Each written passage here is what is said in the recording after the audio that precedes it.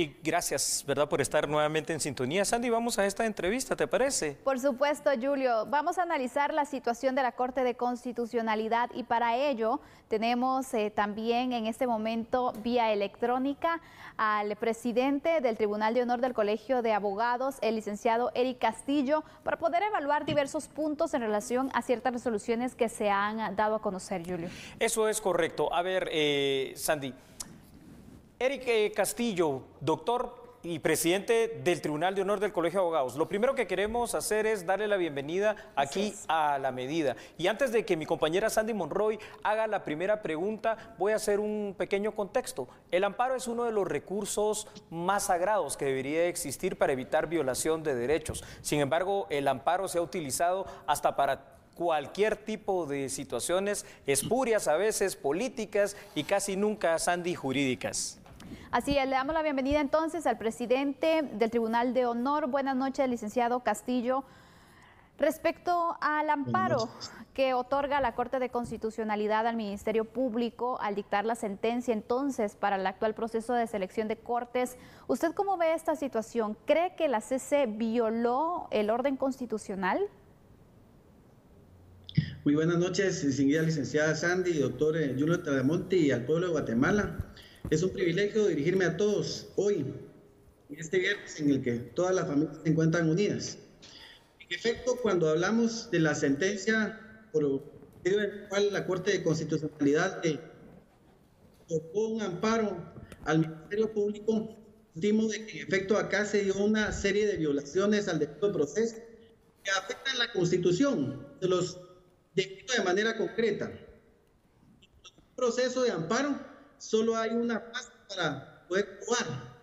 Y acá ven que cuando la Corte de Constitucionalidad dicta sentencia y otorga el amparo, apertura una fase que no aparece en el proceso constitucional de amparo, cual ordena que se efectúe una investigación del Ministerio Público. Estimo que el Ministerio Público en este caso debió haber planteado una solicitud de aclaración a la Corte de Constitucionalidad, incluso una anulación, en el entendido de que, siendo el Ministerio Público el responsable de que se cumpla estrictamente con las leyes del país, no debe haber permitido que la Corte de Constitucionalidad, obviamente, ordenando e instruyendo que en el trámite del proceso de amparo efectúe esa investigación. Esto no implica que no se va a realizar, pues el mandato del artículo 251 de la Constitución es claro, el Ministerio Público ejerce la persecución penal, pero la persecución penal dentro de un proceso penal, no dentro de un proceso de amparo, toda vez que acá fácilmente se puede dar el derecho a la presunción de inocencia, todos los guatemaltecos profesionales del derecho postulados, que pasaron y aprobaron todas las bases establecidas dentro del proceso por las comisiones de postulación.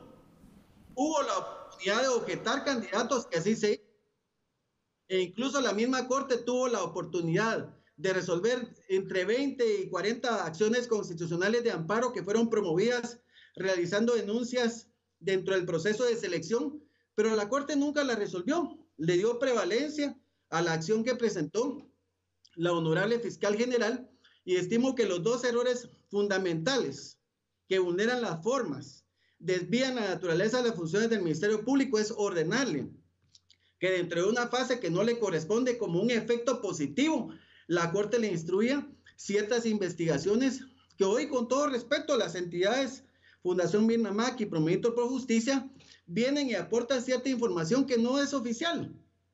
Acá lo único que es oficial son las pesquisas, las investigaciones que realiza el Ministerio Público. Entonces veo que hay una serie de injerencias dentro del proceso que constitucionalmente están prohibidas por la Ley de Amparo y la misma Constitución. Al hacerlo así, la Corte, estimo, vulnera la Constitución. ¿Qué podemos decir de esta situación? Acá la Corte simple y sencillamente debió haber respetado que si en algún momento se generan denuncias penales, pues esta se ejecuta la persecución penal correspondiente, y en su caso, si algunas personas tienen derecho a antejuicio, pues que se sigan las vías legales mediante las diligencias de antejuicio. Doctor Castillo, usted es de todos conocidos, aparte de ser presidente del Tribunal de Honor del Colegio de Abogados, es un catedrático especialista en el tema del derecho constitucional guatemalteco. Por ello, le quiero hacer así directamente la siguiente pregunta relacionado a lo que está explicando. Bajo ese tenor y bajo ese parámetro jurídico legal, ¿es legal, valga la redundancia de este término, que la Corte de Constitucionalidad se haya otorgado un autoamparo? Aunque aparentemente lo hizo para otras instancias, pero el autoamparo terminó siendo para ellos mismos. Uno de los principios fundamentales que rigen el sistema de justicia, no solo en Guatemala, sino en cualquier parte del planeta, es que se resguarde y se respete la imparcialidad. Si no hay imparcialidad, no hay justicia. En Guatemala, en la Ley de Amparo, Exhibición Personal y de Constitucionalidad, el artículo 170 regula que es una facultad de los magistrados poderse inhibir. Sin embargo, acá tenemos que establecer que hay dos normas constitucionales. También está el artículo 12 de la Constitución, que señala claramente que son los tribunales preestablecidos y competentes, y esto aplica a toda la jurisdicción constitucional y ordinaria, quienes tienen el deber de garantizar la imparcialidad. Así también, el Código de Ética, dentro de sus postulados, señala que es una obligación, es un deber de los jueces constitucionales y ordinarios garantizar la imparcialidad. ¿Esto qué implica, mi estimado doctor?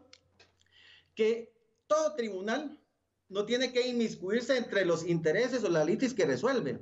Cuando se ve entonces comprometida la imparcialidad porque existe por parte de algún miembro del tribunal algún interés directo, entonces se afecta, se vulnera la imparcialidad. De esa cuenta, en Guatemala contamos hoy en la misma ley de amparo. Especifica en el artículo 170 el carácter de los suplentes. Así también los acuerdos 1-2013 y el 1-2013 en su artículo 21 y el 3-89, ambos de la Corte de Constitucionalidad, en los cuales se establece cuál es el proceso de sucesión mediante las suplencias. Es decir, ni siquiera se agotó esa fase.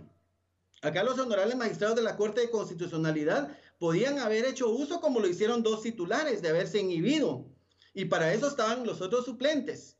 Es más, al no haber agotado eso, entonces privilegiaron un interés individual y lo antepusieron ante aquel precepto constitucional que en su artículo 12 le obliga a todo tribunal a mantener la imparcialidad, que en este caso se ve vulnerada cuando los honorables magistrados de la Corte de Constitucionalidad no responden a ese principio y obviamente, como coloquialmente lo decimos, se autoamparan. Y con eso vulneran la Constitución. Licenciado, seguramente este tema pues da mucho de qué hablar y obviamente también ha generado una serie de comentarios, unos a favor, otros en contra, pero también es necesario tratar un tema y es respecto a la responsabilidad penal de las opiniones de los magistrados de la Corte de Constitucionalidad. ¿Tienen o no esa responsabilidad penal? Y también respecto a estas opiniones, ¿en dónde es que se van generando estas? El artículo 167 de la Ley de Amparo, Exhibición Personal y de Constitucionalidad, que es una ley constitucional, señala claramente en su parte conducente que los magistrados de la Corte de Constitucionalidad no son responsables de las opiniones en el ejercicio de su cargo. Ahora, ¿cuáles son las opiniones con base en el principio de legalidad?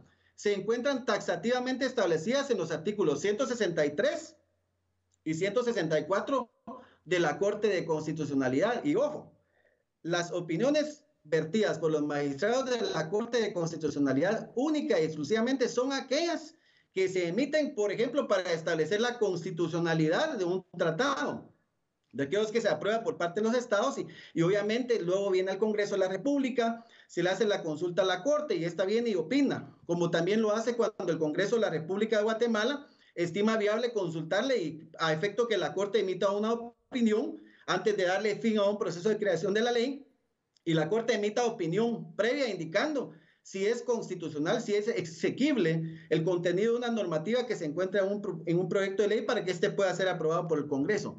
Solo en esos casos, taxativamente, la Ley de Amparo señala cuáles son las opiniones. En otras palabras, fuera de este marco legal, en ningún momento podemos afirmar entonces que en una sentencia o en un autodictado, dentro del trámite de una acción de amparo o de una inconstitucionalidad, no pueden existir opiniones, porque acá solo hay decisiones que tienen fuerza ejecutiva. Por lo tanto, nos situamos en el contenido del artículo 69 de la Ley de Amparo ya indicada, en el cual establece que los magistrados sí tienen responsabilidad por sus resoluciones, obviamente no en todas, tienen que ser casos excepcionales, como en aquellos en donde un tribunal se arroga y concentra las facultades de todos los poderes del Estado, y eso es lo que se está discutiendo. Y entonces estimo que sí es viable y es sano para el proceso guatemalteco que se genere todo el resguardo de los poderes de una república, del ejecutivo, del legislativo, del judicial, y si la Corte de Justicia traslada al Congreso de la República, pues que sea este el que agote con base en la ley en materia de antejuicio todo el procedimiento. Finalmente, es el Congreso en que en su legítima facultad va a decir si ha lugar o no a formación de causa. Eso es respetar dentro de la República las funciones de cada uno de los poderes del Estado, lo que hoy por hoy los honorables magistrados de la Corte de Constitucionalidad no están haciendo. Doctor Eric Castillo, da gusto poder conversar. Por vía de los efectos positivos. Doctor Castillo, me escucha, le decía que da gusto poder conversar con un erudito del derecho y sobre todo de la Constitución. Usted acaba de mencionar una palabra en una frase que me parece importante, dijo la palabra responsabilidad. Y aprovechando pues ese conocimiento constitucional que usted tiene, vámonos al artículo 156 de la Constitución que habla de la responsabilidad de los funcionarios y que dice que todos los funcionarios son responsables de sus actos, en lo civil y en lo penal. Y también vámonos a aquel artículo 204 siempre constitucional que dice que es de obligación, es de observancia obligatoria para cada tribunal, incluyendo el constitucional, pues hacer respetar los principios y derechos garantizados en la Constitución. Sobre esa base le pregunto lo siguiente, basándome en su respuesta anterior. ¿Son entonces responsables de sus resoluciones los magistrados de la Corte de Constitucionalidad, sobre todo cuando tienen ese viso casi de ilegalidad y obviamente antiético? Sí, como respetuosos del derecho, como profesionales del derecho, es importante saber que lo que estamos exigiendo es que se respete la función de cada uno de los poderes del Estado. Si en este caso la Corte Suprema de Justicia estimó la remisión al Congreso de la República, eso no obsta a que sean o no responsables, eso le compete a los órganos de poder, pero la Corte de Constitucionalidad tiene que permitir que funcionen los poderes del Estado, que la Corte Suprema de Justicia haga su labor, que el Congreso de la República realice su labor y que sean ellos los que determinen si ha lugar o no a formación de causa. Lo que sí no es viable, lo que viola la Constitución es impedir por parte de la Corte el funcionamiento de todos los órganos del Estado que la Constitución garantiza funcionarán de forma independiente dentro de la República, dentro del Estado constitucional de derecho. Y cuando esto no es así, se vulnera entonces nuestra legislación y estamos ante un Estado fallido que está siendo propiciado obviamente por el órgano más importante de la República, que hoy es la Corte, cuya defensa del orden constitucional es su fin supremo. Y estimo que en la actualidad, contrario a ello, es la primera en vulnerarlo. Gracias entonces, presidente, por compartir con nosotros estos puntos y de esta forma también continuar con ese análisis sobre la situación que se está registrando en la Corte de Constitucionalidad. Gracias, licenciado Castillo, es el presidente del Tribunal de Honor del Colegio de Abogados, donde da a conocer unos puntos muy importantes, Julio, acerca de esta situación. Definitivamente que sí, una entrevista bastante interesante, así que muchísimas gracias por haber estado acá, doctor Castillo, en A la Medida. Y bueno, con esta entrevista, gracias. Con esta entrevista vamos a hacer una pausa en ese instante, pero cuando regresemos hablaremos acerca de un proceso legal que se está llevando a cabo, Julio. Sigamos, ¿verdad que tiene que ver ahí con alguna fiesta? No cambie porque nosotros somos A la Medida.